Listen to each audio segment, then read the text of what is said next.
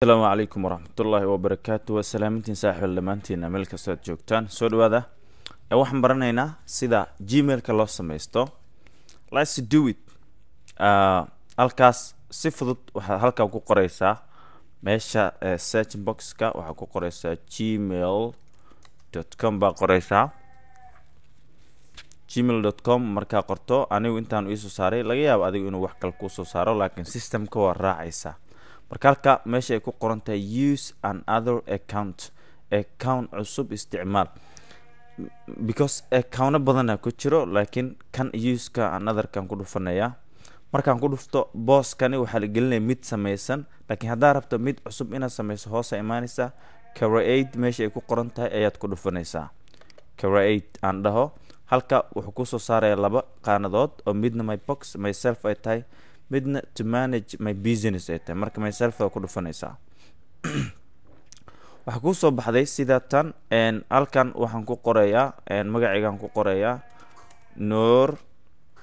intana last name wuxuu ku leeyahay Ali waa last name laakiin Ibrahim qoray sababtoo ah Noor Ali iga dhigay hadhowdi qalad imaanayo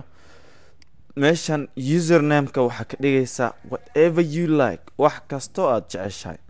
aniga waxaan qorayaa dheere gabo aan qorayaa dheere gabo 12@gmail.com password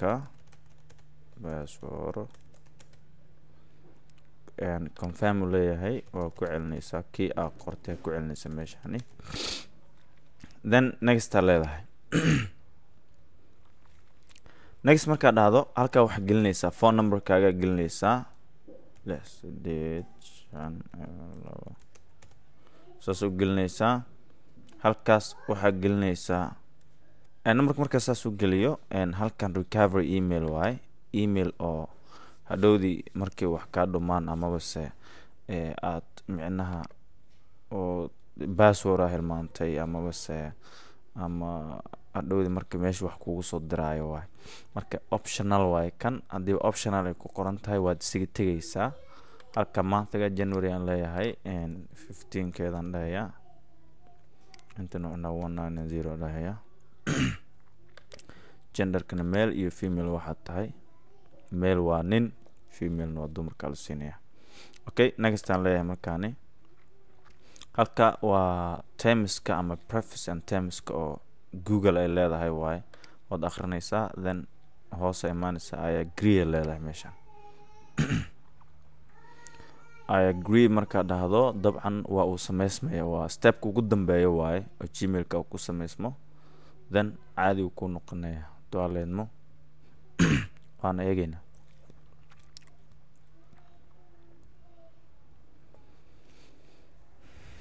way marka Google Workplace ay soo baxday marka waxa ay soo baxay Google-kii ama Gmail-ki oo sameysan ay soo baxday halka ay ku qoran tahay get Gmail for mobile da ku dhufato mobile-ka gelinaysa kadib Gmail-kaaga meel kale ama device cusub lama gelin karo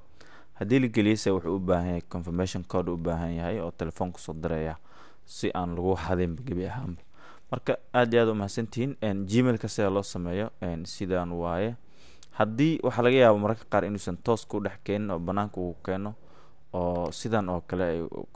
ku noqdo marka sidan ay tahay halka waxa ku dhufanaysa oo indhaha ama base calaamadaha leh ay ku dhufanaysa then Google-ka ayaad ku dhufanaysa oo toos ku dhex geynaya markaasina mar kale ayuu toos ku dhex geynaya qaanada hore iska xiraya